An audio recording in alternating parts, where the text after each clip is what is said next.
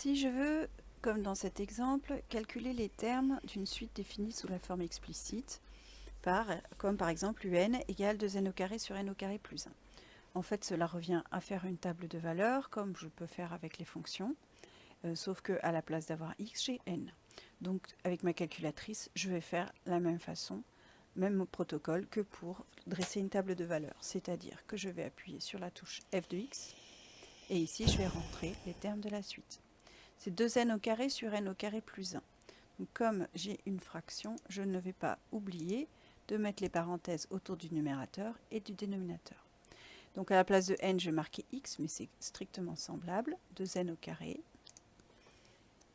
divisé par n au carré plus 1. Donc n au carré, pardon, x au carré.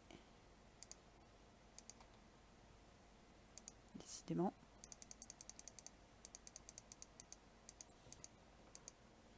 Plus 1. Entrée. Ensuite, je veux avoir pour n égale 0, n égale 1, n égale 2, n égale 3, et ainsi de suite.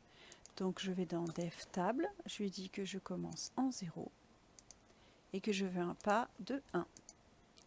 Ensuite, je fais afficher table, et là j'ai U0 égale 0, U1 égale 1, U2 égale 1,6, et ainsi de suite. Donc c'est exactement la même chose que pour faire un tableau de valeurs pour une fonction. Mais sauf que je fais attention à prendre n qui commence en 0 et avec un pas de 1.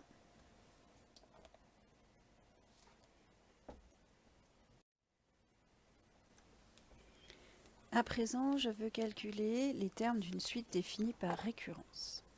Alors pour cela, il faut que je me mette en mode suite, c'est-à-dire que je vais appuyer sur la touche mode, et vous voyez ici j'étais en mode fonction, et moi je vais me mettre en mode suite. Donc je vais jusqu'à la ligne correspondant à fonction, et ensuite jusqu'au signe suite, et je valide en appuyant sur entrée.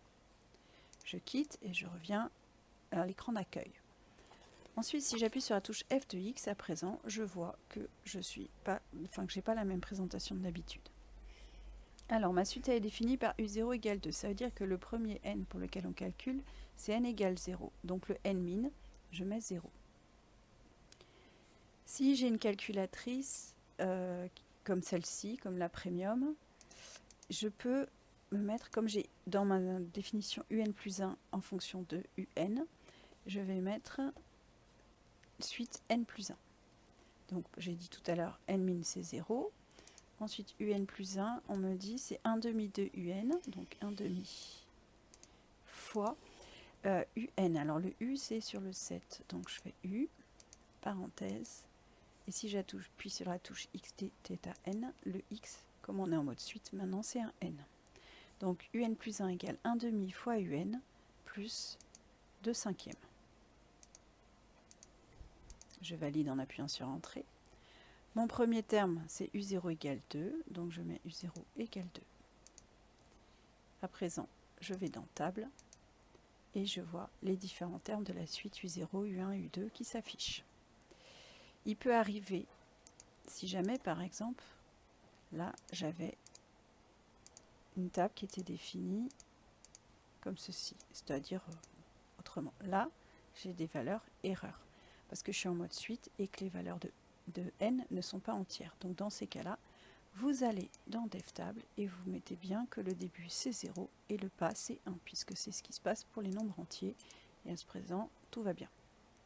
Bon, ça c'est si vous avez la TI Premium avec la nouvelle mise à jour. Si vous avez une TI un petit peu plus ancienne comme la 82 Advanced, dans ces cas-là, quand vous vous mettez en mode suite, vous êtes bloqué en fait sur ce mode-là, suite n. Alors c'est pas grave, au lieu d'avoir un plus 1 en fonction de un, il faut donner un en fonction de un-1. Donc il faut changer dans l'expression tous les n en n-1. Donc le n minimum c'est 0, ça change pas, u0 égale 2, ça change pas. C'est juste qu'ici, à la place de un, il va falloir mettre n-1. On fait insérer moins 1. Et si j'affiche, j'ai les mêmes termes de la suite, puisque c'est la même suite.